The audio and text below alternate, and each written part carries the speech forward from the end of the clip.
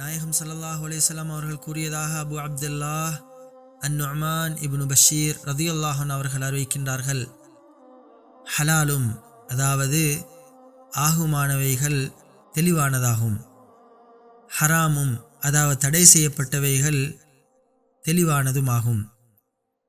இவை இரண்டுக்கும் இடையில் இவை ஹலாலானதா அல்லது ஹராமானதா என்று சந்தேகத்துக்கிடமான விடயங்களும் உண்டு. அவற்றை அதிகமானோர் அறிந்து கொள்ள மாட்டார்கள். எனவே அவர் சந்தேகத்துக்கிடமான காரியங்களிலிருந்தும் ஒதுங்கிக் கொள்கின்றாரோ அவர் தன்னுடைய மார்க்கத்தையும் மரியாதையையும் திடமாக காப்பாற்றிக் கொண்டார். மேலும் யார் சந்தேகத்துக்கிடமானவற்றை வீழ்ந்து விடுகிறாரோ அவர் ஹராமில் வீழ்ந்து விட்டவராவார்.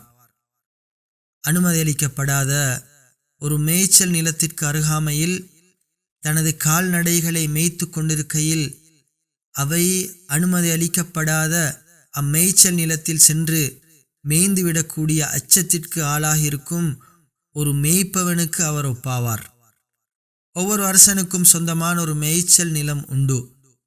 அல்லாஹுக்கு சொந்தமான மேய்ச்சல் நிலம் அவன் அனுமதி அளிக்காத ஹராமான விடயங்களாகும்.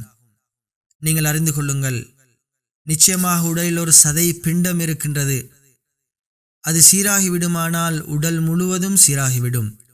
அது கெட்டுவிடுமானால் உடல் முழுவதும் கெட்டுவிடும். அறிந்து கொள்ளுங்கள், அச்சதை பிண்டம்தான் கல்பு, உங்களின் உள்ளம் ஆகும். நூல் புகாரி, முஸ்லிம்.